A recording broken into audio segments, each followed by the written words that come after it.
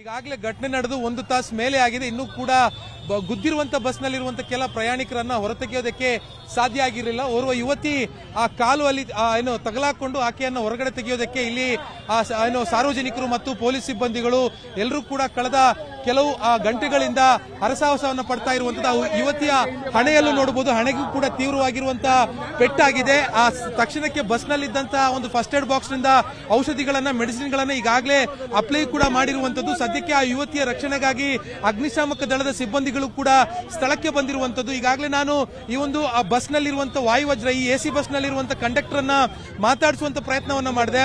ಆತ ಹೇಳ್ತಾ ಇರುವಂತದ್ದು ಅಂದ್ರೆ ನಾನು ಬಸ್ ಇಲ್ಲಿ ಸಿಗ್ನಲ್ ಅಲ್ಲಿ ನಿಂತಿತ್ತು, ಹಿಂಬದಿಯಿಂದ ಮತ್ತೊಂದು ಬಸ್ ಬಂತಂದ್ರೆ ಬಿಎಂಟಿಸಿ ಬಂದು ಏಕಾಏಕಿಯಾಗಿ ಡಿಕ್ಕಿ ಹೊಡೆದಿರುವಂತಹ ಪರಿಣಾಮ ಸಣ್ಣ ಪುಟ್ಟ ಗಾಯಗಳು ಸಾರ್ವಜನಿಕರಿಗೆ ಆಗಿದೆ ಅನ್ನುವಂತ ಮಾತನ್ನ ಈ ಬಸ್ನ ಏನು ಕಂಡಕ್ಟರ್ ಆಗಿರುವಂತಹ ಪ್ರಕಾಶ್ ಅವರು ಹೇಳ್ತಾ ಇರುವಂತದ್ದು.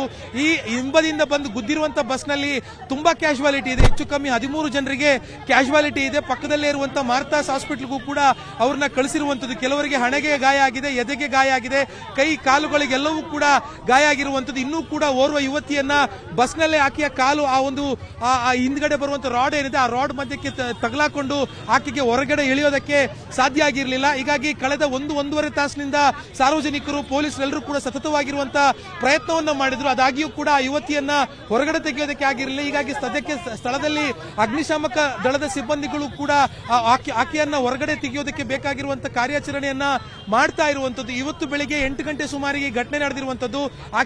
ಆಕೆಯ ತಲೆಗೂ ನೋಡಬಹುದು, ತಲೆಗೂ ಕೂಡ ಗಂಭೀರವಾಗಿರುವಂತಹ ಗಾಯ ಆಗಿದೆ. ಬಸ್ ನಲ್ಲಿ ಇದ್ದಂತ ಫಸ್ಟ್ ಏಡ್ ಬಾಕ್ಸ್ ಅನ್ನ ತೆಗೆದು ಸದ್ಯಕ್ಕೆ ಒಂದು ಪ್ರಿಲಿಮಿನರಿ ಮೆಡಿಸಿನ್ ಅನ್ನು ಅಪ್ಲೈ ಮಾಡುವಂತ ಕೆಲಸವನ್ನು ಕೂಡ ಮಾಡಿದ್ದಾರೆ. ಸದ್ಯ ಆಕೆ ಕಾಲ್ ತಗಲಾಕೊಂಡಿರುವಂತ ಕಾರಣಕ್ಕಾಗಿ ಆ ರಾಡ್ ಗಳನ್ನ ಕಟ್ ಮಾಡಬೇಕಾಗುತ್ತೆ. ಆ ರಾಡ್ ಗಳನ್ನ ಕಟ್ ಮಾಡುವಂತ ಕೆಲಸಕ್ಕೆ ಇದೀಗ ಅಗ್ನಿಶಾಮಕ ದಳದ ಸಿಬ್ಬಂದಿಗಳು ಮುಂದಾಗ್ತಾ ಇರುವಂತದ್ದು. ಅಂದ್ರೆ ಈ ಚಾಲಕ ಬಸ್ನ ಕಂಡಕ್ಟರ್ ಆಗಿರುವಂತ ಪ್ರಕಾಶ್ ನ್ಯೂಸ್ 18ಗೆ ಮಾತಾಡ್ತಾ ಒಂದು ಮಾತನ್ನು ಹೇಳಿದ್ರು. ನಾವು KR ಸರ್ಕಲ್ ನಲ್ಲಿ ಬಸ್ ನ ಸಿಗ್ನಲ್ ಬಿದ್ದಿತ್ತು, ಹೀಗಾಗಿ ಆ ಸಿಗ್ನಲ್ ಅಲ್ಲಿ ನಿಲ್ಲಿಸಿದ್ವಿ.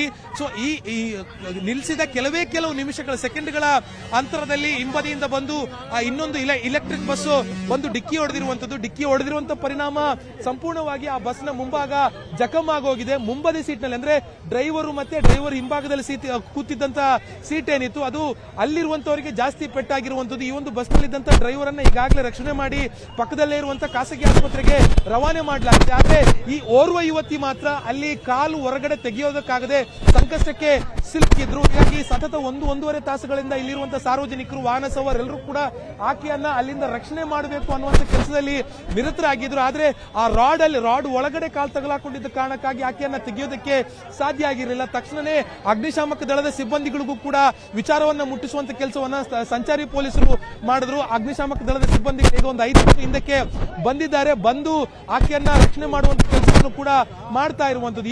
ಈ ಒಂದು ಘಟನೆಯಿಂದಾಗಿ ಈ KR ಸರ್ಕಲ್ ಸುತ್ತಮುತ್ತ ಸಂಪೂರ್ಣವಾಗಿ ಇದೀಗ ಟ್ರಾಫಿಕ್ ಕೂಡ ಆಗಿರುವಂತದ್ದು. ಇದೇ ರೀತಿ ನಾವು ನೋಡಬಹುದು. ಆ ಓರ್ವ ಯುವತಿ ಮಾತ್ರ ಈಗ ಅಲ್ಲಿ ಹೊರಬರಲಾಗದೆ ಕಷ್ಟಪಡ್ತಾ ಇರುವಂತದ್ದು. ಆಕೆಯ ಕಾಲನ್ನು ಕೂಡ ಈಗ ಹೊರ ತೆಗೆಯೋದ್ರಲ್ಲಿ ಬಹುತೇಕ ಅಗ್ನಿಶಾಮಕ ದಳದ ಸಿಬ್ಬಂದಿಗಳು ಕೂಡ ಯಶಸ್ವಿಯಾಗಿದ್ದಾರೆ. ಕೈಯಲ್ಲಿ ನಾವು ನೋಡಬಹುದು ಅಂದ್ರೆ ಯಾವ ರೀತಿಯಾಗಿ ಎಷ್ಟು ಕಠಿಣವಾಗಿರುವಂತಹ ಪರಿಸ್ಥಿತಿಗೆ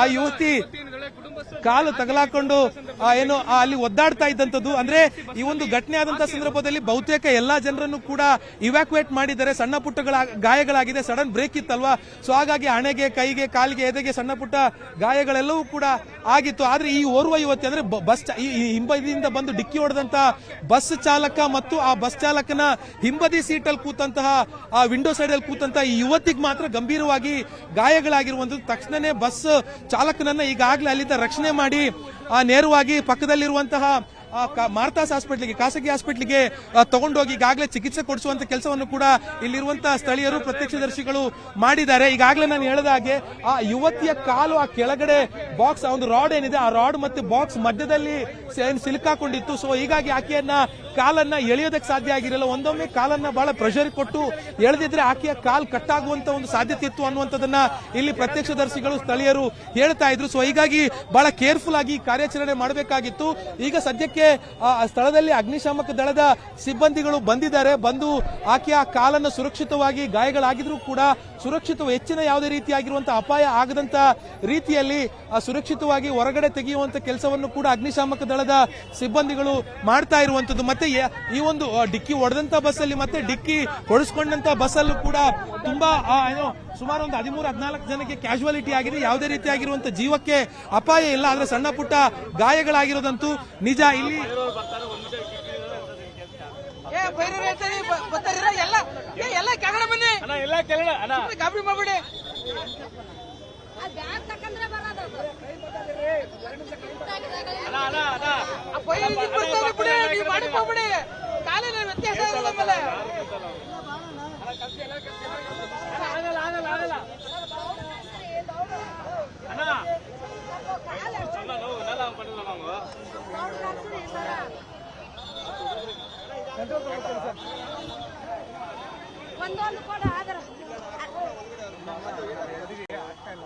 ಅಣ್ಣ ಬಂತು ಎಲ್ಲ ಬಂದೇನ ಅಣ್ಣ ಅಣ್ಣ ಎಲ್ಲ ಆಗಲ್ಲ ಆಗಲ್ಲ ಸುಳ್ಳಂಗೆ ಅಣ್ಣ ಅಣ್ಣ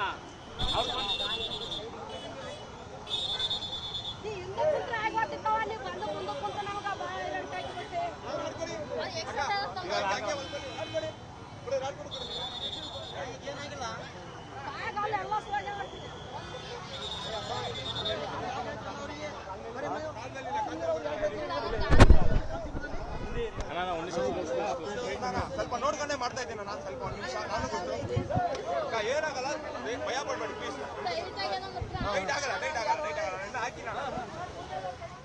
ನಿರ್ಭೀತ, ನಿಷ್ಪಕ್ಷಪಾತ, ವಿಶ್ವಾಸಾರ್ಹ ಸುದ್ದಿಗಳಿಗೆ ಮತ್ತೊಂದು ಹೆಸರಾಗಿರೋ ನ್ಯೂಸ್ 18 ಕನ್ನಡ ಈಗ ಆಪ್ನಲ್ಲೂ ಲಭ್ಯ ಇದೆ.